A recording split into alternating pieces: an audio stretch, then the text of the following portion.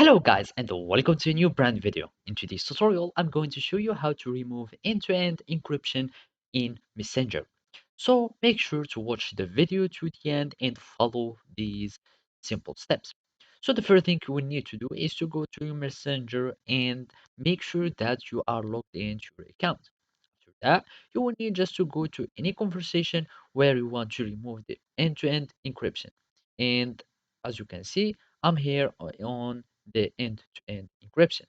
So basically, if I want to remove it, I will find here some verification like the end-to-end encryption keys, etc., and how I want the messages to be disappeared, etc.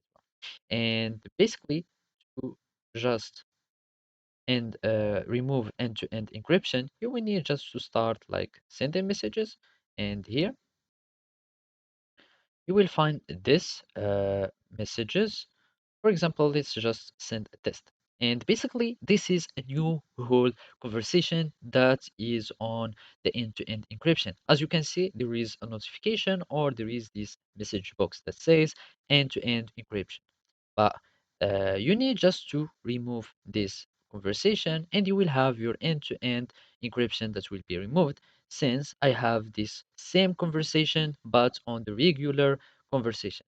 And if I want to restart another end-to-end encryption, you will need just to go to secret conversation and it will take me directly to this end-to-end encryption.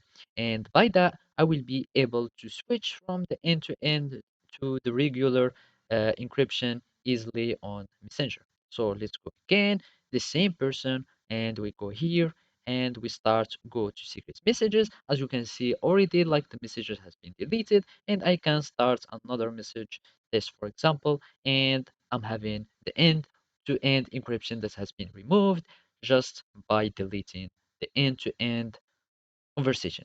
So basically, this is how you can do it. Thank you for watching and see you next time.